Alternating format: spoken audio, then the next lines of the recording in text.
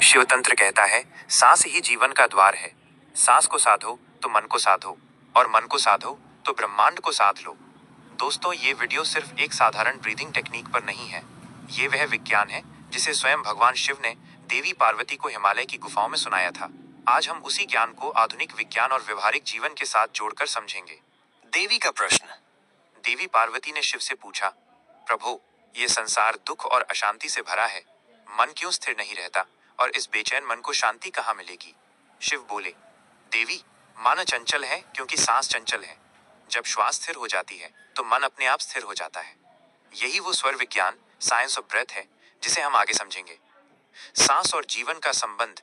सोचिए, हम दिन भर में लगभग 21,000 बार सांस लेते हैं, लेकिन क्या हमने कभी ध्यान दिया कि हम सांस कैसे ले रहे हैं? कभी बहुत उथली, कभी बहुत तेज, कभी बेचैनी में रोक लेना। विज्ञान कहता है minus. Shallow breathing reduces oxygen by 30% and increases anxiety by 40%. Shiv तंत्र कहता है श्वास अधूरी है तो जीवन भी अधूरा है। यही कारण है कि प्राचीन योगी सांस को साधने के लिए हिमालय की गुफाओं में साधना करते थे।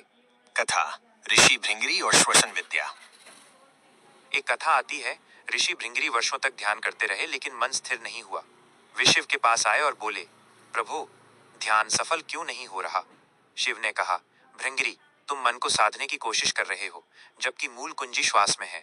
पहले सांस को देखो, फिर श्वास को साधो, मन अपने आप साध जाएगा। भृंगरी ने शिव से दीक्षा लेकर श्वसन साधना शुरू की।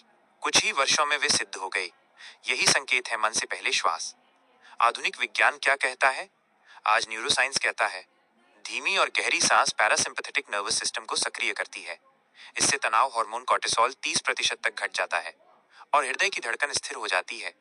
अमेरिका के स्टैनफोर्ड और हार्वर्ड जैसे संस्थानों में शोध हुआ। नेवी सील्स युद्ध में बॉक्स ब्रीदिंग का प्रयोग करते हैं। यही तकनीक हजारों साल पहले शिव ने बताई थी। शिव की श्वसन साधनाएं स्टेप बाय स्टेप। अब आइए विस्तार से उन विधियों को समझते हैं। समत्व प्राणायाम 4-6-8। 4 सेकंड गहरी सांस अंदर, 6 सेकंड रोकें, 8 सेकंड धीरे धीरे बाहर। ये साधना शरीर और मन को संतुलित करती है। भय रहित श्वसन, हृदय ताड़न क्रिया, अनाहत चक्र, हृदय केंद्र पर हल्की थपकियां, साथ में गहरी सांस। इससे भय, बेचैनी और असुरक्षा तुरंत शांत होती है। चंद्र नाड़ी श्वसन, नींद और विश्राम के लिए। बाईं नासिका से सांस अंदर, दाईं से सांस बाहर। नींद गहरी और सुखद हो जाती है। अग्नि श्वसन, ऊर्जा जागरण। तेजी से नाक से सांस अंदर बाहर, प्रति सेकंड 2-3 चक्र। ये मणिपुर चक्र को सक्रिय करता है और ऊर्जा बढ़ाता है। चक्र विज्ञान और श्वसन।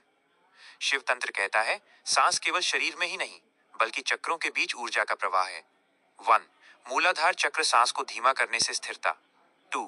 अनाहत चक्र, गहरी सांस से प्रेम और करुणा जागती है। 3. आज्ञा चक्र, श्वास को रोकने से ध्यान और अंतर्दृष्टि खुलती है। 4.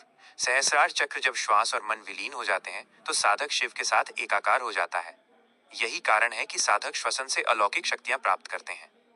देवी शिव संवाद, अधिक गहराई। देवी ने शिव से फिर पूछा, स्वामी, क्या केवल सांस से ही मोक्ष मिल सकता है? शिव बोले, गौरी, सांस ही प्राण है। प्राण ही आत्मा का सेतु है। जब सांस रुक जाती है तो साधक नश्वर शरीर से मुक्त होकर अमर सत्ता को छूता है। ये वही अवस्था है जिसे योगी कैवल्य कहते हैं। कथा, हिमालयी योगी। एक हिमालयी योगी वर्षों तक बिना भोजन पानी के जीवित रहे। जब उनसे पूछा गया, आप ये कैसे कर पाते हैं? उन्होंने मुस्कुराकर कहा, भोजन और जल शरीर को जीवित रखते हैं, लेकिन श्वास आत्मा को। मैं प्राण पर जीता हूँ, अन्न पर नहीं। यह सुनकर वैज्ञानिक भी चकित रह गए। आधुनिक शोध का समर्थन। 2020 में साइंस डायरेक्ट की रिपोर्ट कहती है माइनस कंट्रोल्ड ब्रीदिंग 70% तक एंजाइटी को कम कर देती है। ये डिप्रेशन और इंसोम्निया में औषधि की तरह काम करती है। नासा ने अंतरिक्ष यात्रियों को ब्रीदिंग टेक्निक सिखाई है ताकि वे स्पेस में मानसिक रूप से स्थिर रहें। ये सब वही है जिसे शिव ने हजारों साल पहले सिखाया। अभ्यास का कार्यक्रम, ऑडियंस के लिए। दोस्तों, अगर आप सच में इस विद्या का लाभ लेना चाहते हैं तो इसे 30 दिन का प्रयोग बनाइए। सुबह उठकर 4-6-8 श्वसन 5 मिनट। तनाव में हृदय ताड़न क्रिया 2 मिनट।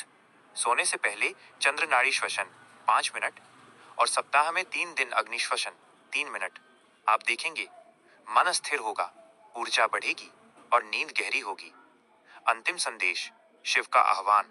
याद रखिए, सांस ही वो अदृश्य धागा है जो हमें धरती से भी जोड़ता है और शिव से भी। शिव ने कहा था, जो साधक सांस को साध लेता है वो मुझे साध लेता है। तो आइए हर सांस को शिव का नाम बनाइए, हर श्वास को ध्यान बनाइए और हर प्राण को शिव का अर्पण बनाइए। Om Namah Shivaya. धन्यवाद।